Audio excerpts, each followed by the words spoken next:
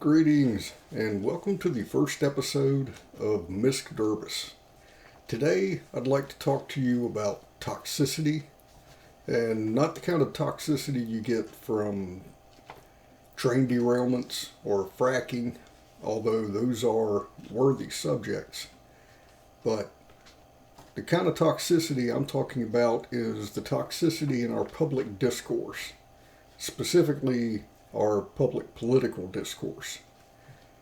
To begin with, I suppose I should define toxicity, and to me, it's the use of personal attacks, insults, and smears instead of debating policy and examining empirical facts, turning every disagreement into an argument and every argument into a rhetorical fight to the death. It's a mindset in which opponents cannot simply be wrong or have differing views. They must be silenced or destroyed for engaging in wrongthink. It starts with the dehumanization of anyone who doesn't think the same way you do, as a prelude to engaging in reprehensible behavior toward that person. Labeling someone a bot or a traitor or simply an enemy excuses treating that person as something less than human and justifies their mistreatment and censoring because it is for the greater good. These are not the actions of someone interested in having a reasonable, substantive discussion or debate about a topic or an issue. They are bullying tactics intended to silence opposition and control a narrative. Who would opt for narrative control over a rational exchange of ideas? Someone who does not have the facts on their side. Someone who is determined to protect a politician or a political party from any criticism or even an honest assessment. Someone who does not actually care at all about an issue. They only want their team to win.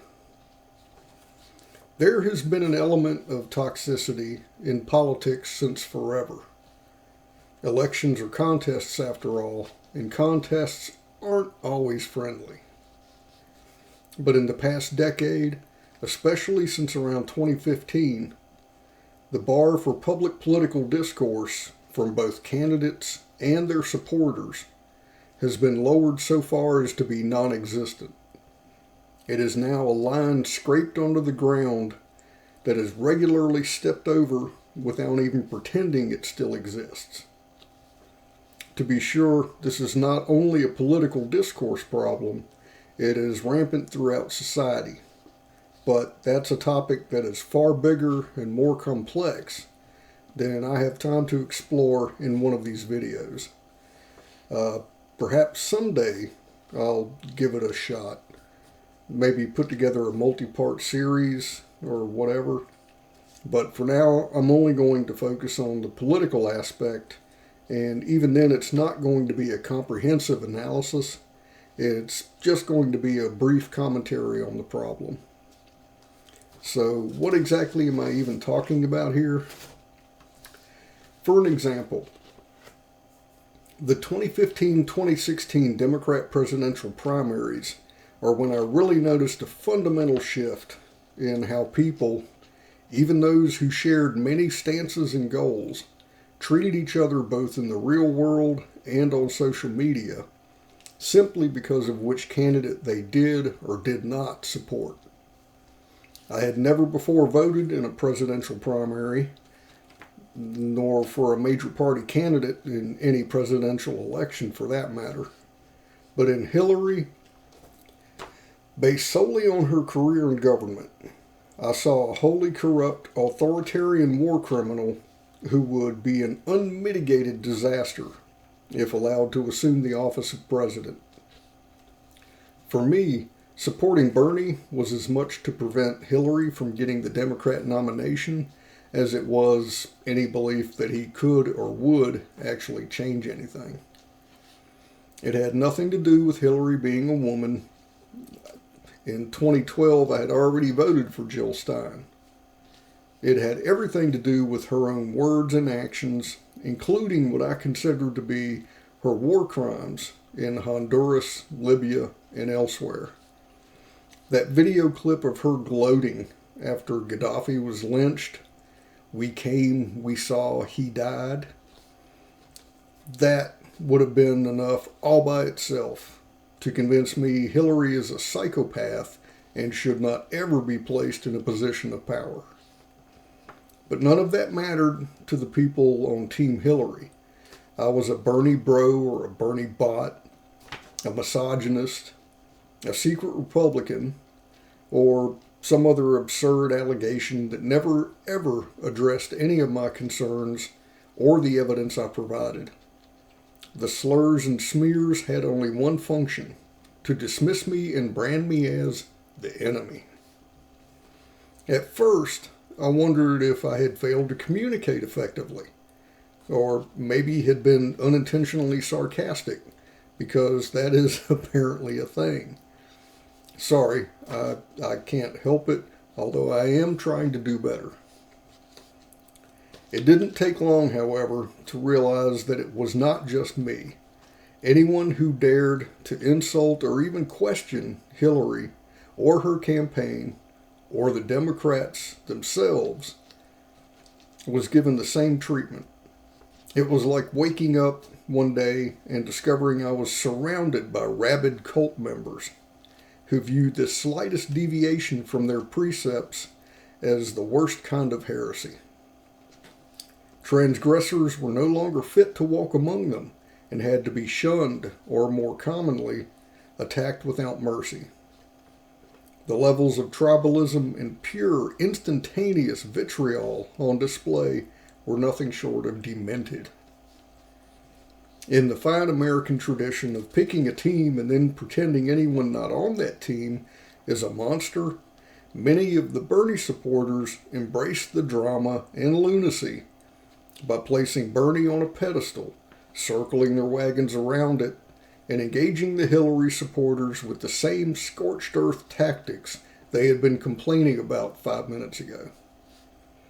The publishing of the Podesta and DNC emails only further enraged both camps and hardened the bubble inside which Hillary's proponents had gathered. As if things needed to get any worse, it became obvious and then certified that Hillary's opponent would be Trump, who, rather than attempt to heal divisions and calm tempers, did exactly the opposite. Trump seized onto the toxicity and redoubled it by introducing a crudity and disregard for the truth that even Hillary could not match. The 2016 election was not about who you wanted to win. It was about who you wanted to lose. This is not what democracy looks like. After the election, I noticed a radical change in how people interacted on social media and, to a certain extent, in the real world.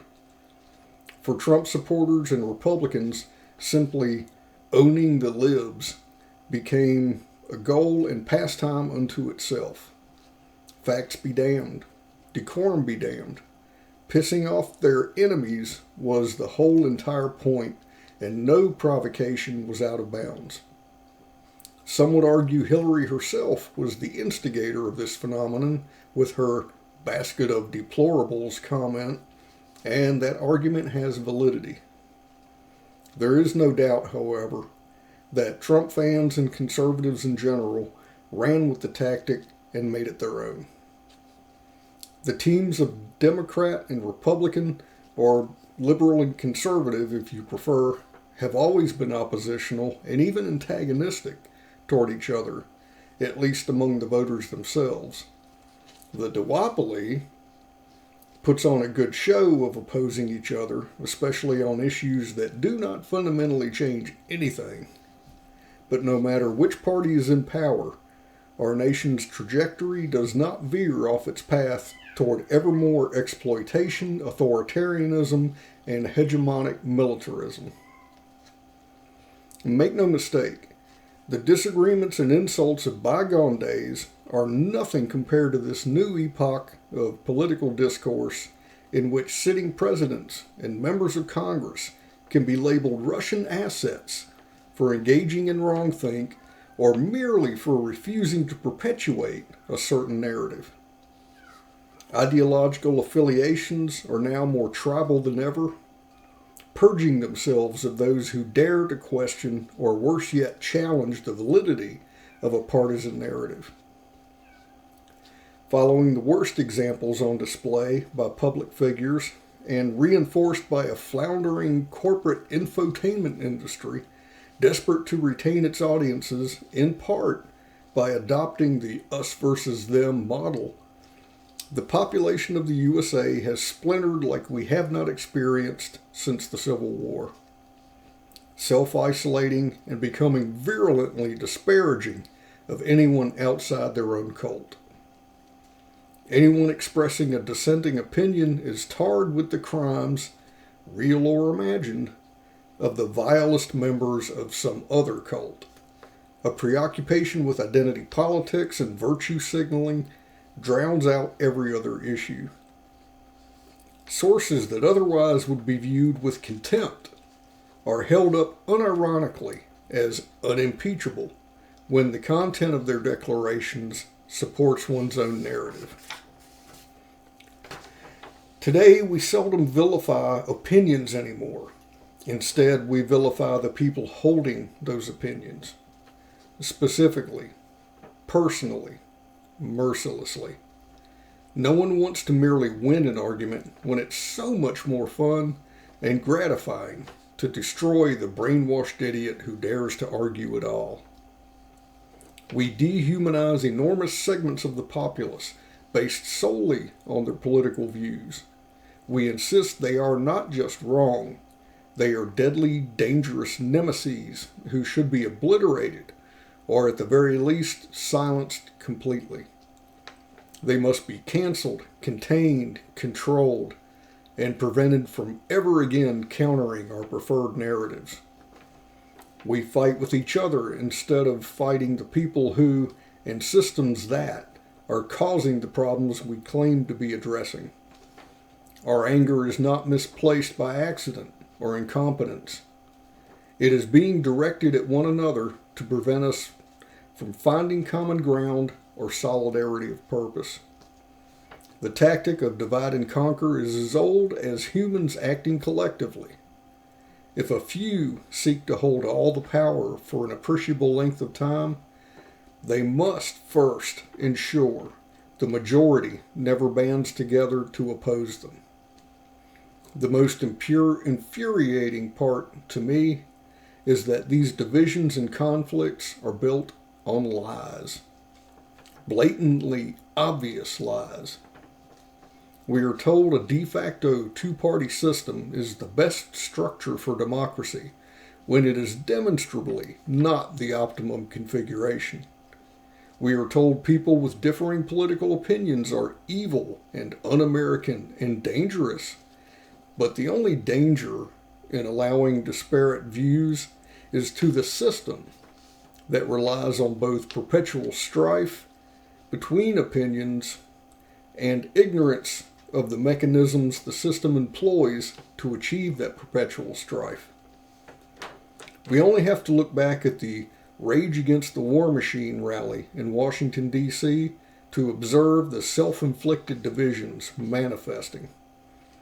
A couple of speakers and an unknown number of attendees opted not to appear because they didn't like the opinions of some other speaker at the event.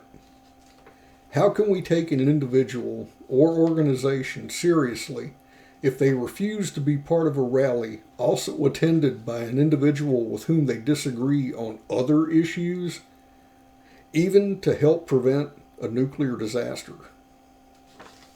Are we so far gone down the road to insanely insular tribalism that we cannot even acknowledge the humanity and usefulness of an otherwise ideological opponent when it is clearly in our vital interest to do so? Can there be any hope at all for a society so irreparably fractured? If we cannot set aside the conditioning that prevents us from talking reasonably to each other instead of aggressively at each other, we are truly doomed. And that's it for this one. See you next time.